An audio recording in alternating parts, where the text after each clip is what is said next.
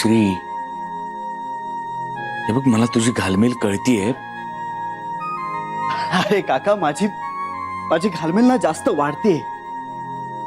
अरे ती घरात नसताना मला जेवढा त्रास व्हायचा ना, त्यापेक्षा जास्त त्रास मला आत्ता होतोय. श्री, मी तुला कसं समजावू? अरे ती अशी माझ्या समोर असते तरी मी तिचा हात हातात घेऊ शकत नाही. ती बिचारी माझ्या समोर रडते तरी मी तिला जवळ घेऊ शकत नाही, मी तिला मिठी मारू शकत नाही. अरे तिने मला असं टोकाचं प्रेम करायला शिकवलंय रे. पण मला आता हे प्रेम ना तिच्या डोळ्यात दिसतं ना तिच्या वागण्यात.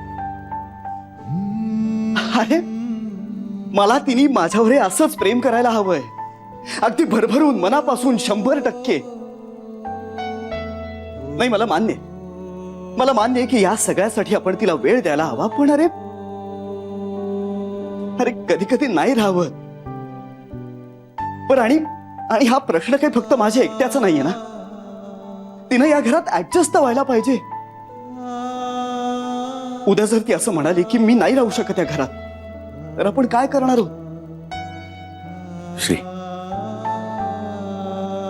असं काही होणार नाहीये, अजिबात नाही. हे बघ, हे तिचंच घर आहे आणि ती इथेच राहणार आहे. फक्त तिला थोडंसं समजवायला हवं.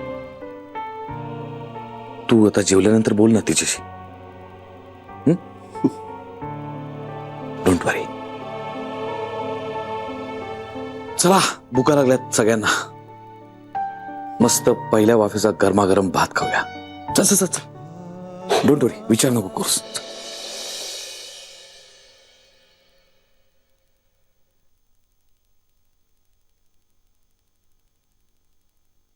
बस ना.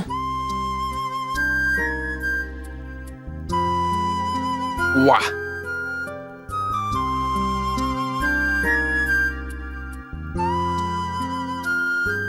तू उभी कायस? बस बस.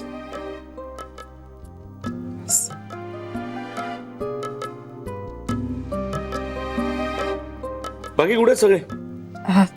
तुम्ही घ्या ना, सुरू करा. येत आहेत ना सगळे? नाही, अरे कोणाला जेवायचं नाहीये, उशीर झाला ना.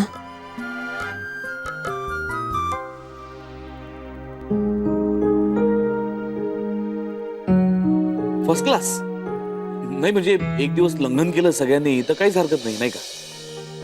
चांगलंच असतं तब्येती करता.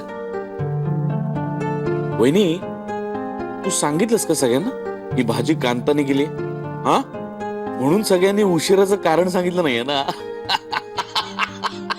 हो ना?